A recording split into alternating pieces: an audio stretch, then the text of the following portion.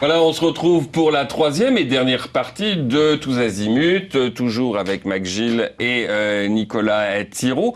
Mais avant de vous retrouver tous les deux ensemble, peut-être, le suspense est entier, on va parler de Métronome. Métronome, vous êtes sans doute, vous connaissez, je sais pas, vous tous les deux, ça vous dit quelque chose, ce livre qui avait été vendu à des centaines de milliers d'exemplaires de Laurent Deutsch, parce que Laurent Deutsch est non seulement un comédien bien connu, qui est né, enfin je ne crois pas qu'il soit né en Sarthe, mais enfin il a vécu toute son enfance à Sablé, et qui est passionné par l'histoire de France. Donc il avait écrit une histoire de France à travers les métros, les stations de métro du métro parisien. Et donc c'est devenu une série documentaire diffusée sur France 5. Le dernier épisode d'ailleurs, je vous le signale, sera diffusé ce dimanche 29 avril à 16h45 sur France 5. Et le DVD vient de sortir. Et Grégory Jugé nous a concocté un petit montage dont il a le secret pour vous faire apprécier la chose. En 2003, les travaux de l'A86 exhument les restes d'une importante ville. Au milieu des maisons, les archéologues ont identifié un espace vide entouré de fossés et de palissades. La présence d'une broche à rôtir et d'une fourchette à chaudron à cet endroit laisse à penser qu'il s'agissait d'une place réservée aux banquets pris en commun. L'implantation de l'Utesse à Nanterre, dans la boucle fluviale de Gennevilliers, qui était bien plus accentuée qu'aujourd'hui, répondait à une double exigence. D'abord, une sécurité géographique, offerte par le fleuve et par le mont Valérien.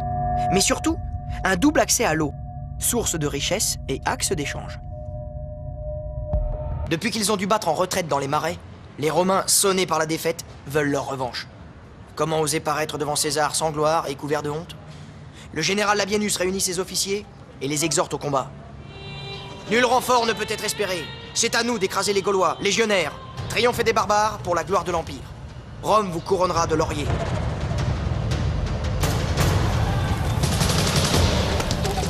Dans le camp gaulois, la joie de la victoire efface la douleur et la peine du combat.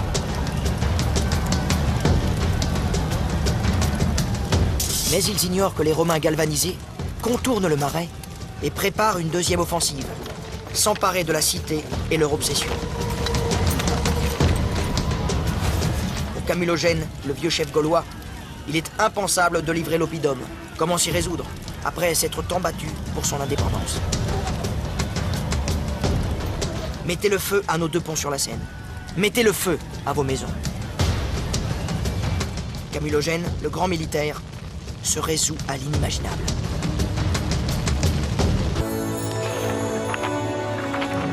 Au début du IXe siècle, les civilisations et les empires ont oublié Paris. La ville agonise. Tous les malheurs du ciel fondent sur les bords de la Seine. Famine, inondations, épidémies. Le pain est rare en raison des mauvaises récoltes. Le fleuve est en crue. L'île de la Cité se noie. On ne peut se déplacer qu'en bateau. Et rien n'arrête la mort qui rôde. Les corps gonflés flottent sur les eaux. On s'entasse sur la rive gauche restée au sec.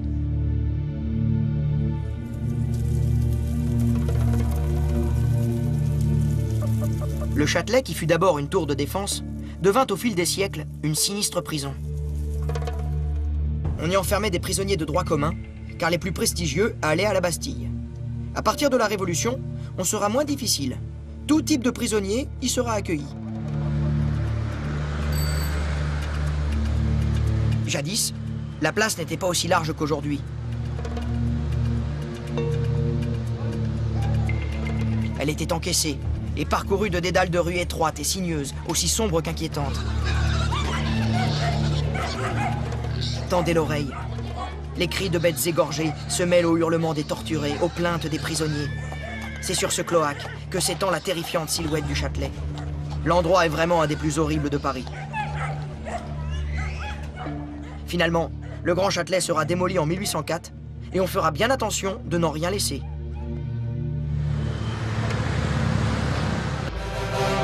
Dans sa physionomie, le château de Vincennes tient plus de la résidence royale fortifiée que du château fort.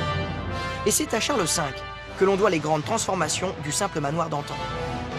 Pour commencer, il veut fortifier le site et construire un donjon à l'ouest du manoir d'origine. C'est lui qu'on voit au centre. Ce donjon, destiné à accueillir le roi, est une véritable place forte à l'intérieur de la place forte. Une tour carrée, munie de tourelles à ses 4 angles, abrite 5 niveaux. On trouve les appartements royaux avec terrasse au 1er et 2e étage. Et on réserve aux soldats et aux domestiques les autres niveaux. Seules les provisions et réserves sont placées au rez-de-chaussée. Là où le roi installe son cabinet de travail, on soigne les lieux. Et on installe des statues de la Trinité pour rappeler qu'il est sous protection divine. Les décorateurs peignent la chambre du roi de fleurs de lys d'or sur un fond bleu. Et avec 8 mètres de hauteur sous plafond, il y a du boulot. Mais ça n'est pas tout. Une enceinte de 11 mètres de haut, de larges douves, une entrée principale, un châtelet, et 2 autres portes accessibles par des ponts-levis assurent la défense de l'ensemble.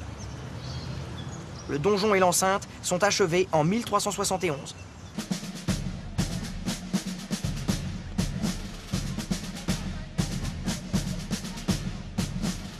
Napoléon III a choisi le baron Eugène Haussmann, préfet de la Seine, pour réaliser son projet d'avenir. À lui de changer la ville, d'éliminer la pauvreté, responsable des quartiers coupe-gorge, un vrai terrain de prédilection des foyers révolutionnaires. Sa mission est de rendre la ville sûre, propre et aérée. Alors le baron Haussmann n'hésite pas. Il éventre Paris, crée de larges boulevards.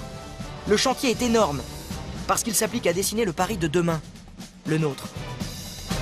Haussmann connaît la sévérité de l'empereur, et le boulevard du crime est une de ses préoccupations. Il en déteste le côté canaille et populaire, si contraire à l'ordre et à la discipline que lui affectionne. Trop d'agitation le secoue. Une solution s'impose. Il faut raser le boulevard du crime. La place du Château d'Eau, qui sera la place de la République, est agrandie. De grandes voies sont percées. Les actuels boulevards de Magenta, Voltaire et avenue de la République apparaissent. Mais pour eux, on a sacrifié les lieux festifs où se rencontraient les aristocrates et les ouvriers. Voilà, si vous aimez l'histoire, et si vous l'aimez pas, et il vous fait aimer l'histoire, vraiment, dans Métronome, qui sort en DVD ces jours-ci, et si vous voulez regarder la dernière émission sur France 5, c'est donc ce dimanche à 16h45. Magali et Nicolas, pendant la pub, vous êtes mis en accord, c'est normal pour des... Non mais trouver les accords, je veux dire, pour des guitaristes. Alors qu'est-ce que vous allez nous faire? Un bœuf, c'est ça? Un bœuf? Ouais. Je vais juste accompagner Magali. Je vais faire ouais, sur ce un qu'elle petit a. bout, un couplet-refrain. Pas de souci. Je vous laisse faire. Bien, c'est parti. On vous écoute.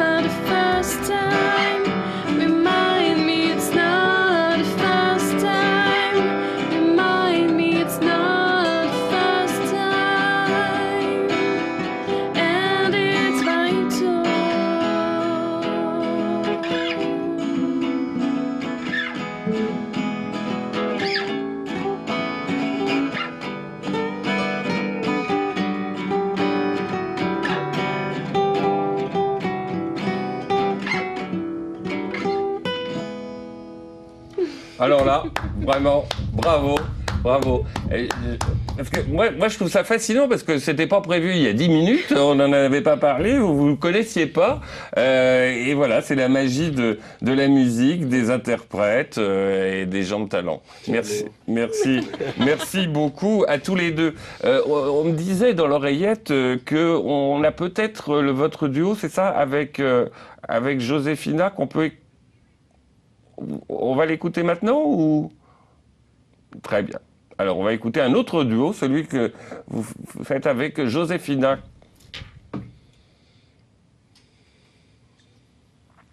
Si ça fonctionne.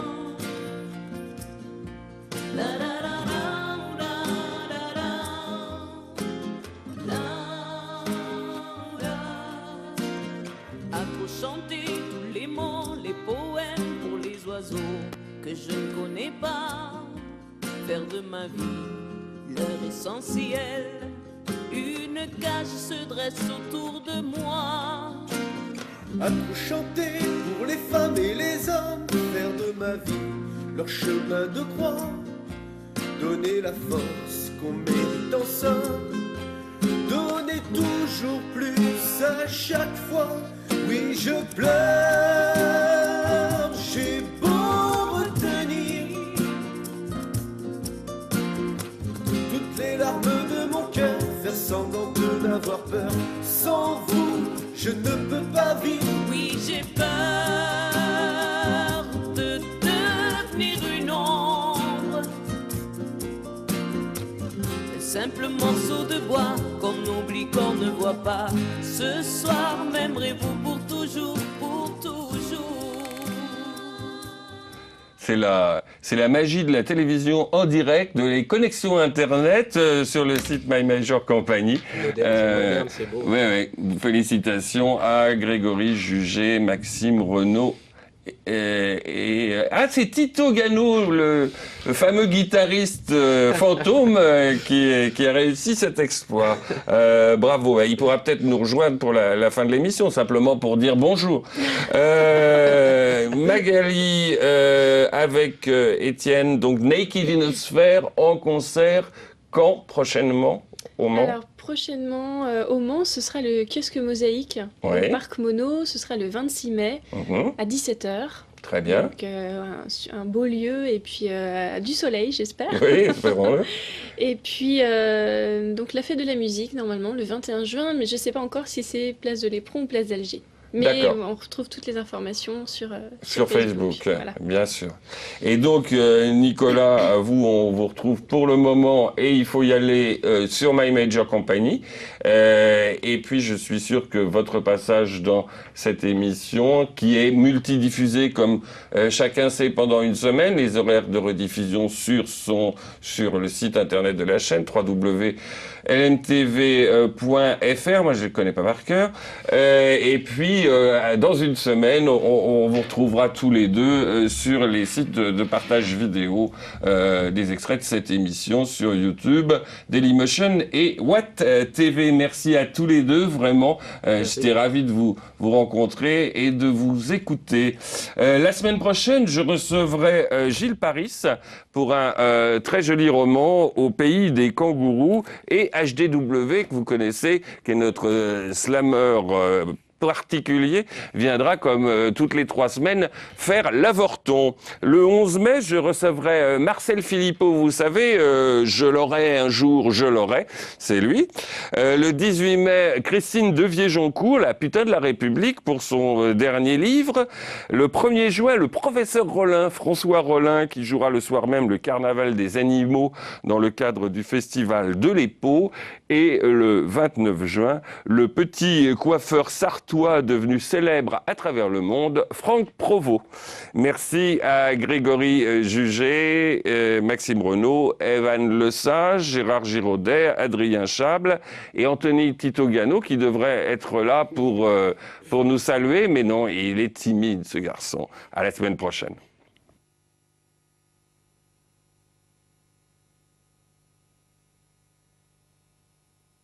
Vous voulez qu'on reste encore un peu? Moi, je veux bien. Vous voulez jouer encore Alors, reprenez tous les deux un petit peu. Allez. Non, je sais. Ou alors c'est parce que Anthony Titogano est allé chercher sa guitare. Il faut que vous jouiez, me dit-on, parce que c'est... Bonjour, un morceau à toi. Voilà, rejouez Anthony.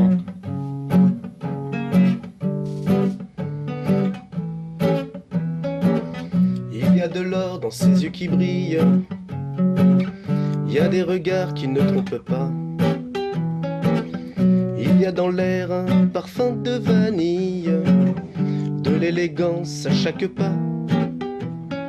Mais derrière le voile, sous ses grands airs, sous le feu et l'éclat, derrière son masque de peau claire, c'est l'hiver et l'effroi. Est-on vraiment ce que l'on reflète? Est-on vraiment au fond de soi une putain sage ou un poète? Un toxico, un hors-la-loi, cloué dans un cercueil de paraître. Je suis un homme que je ne suis pas, que je ne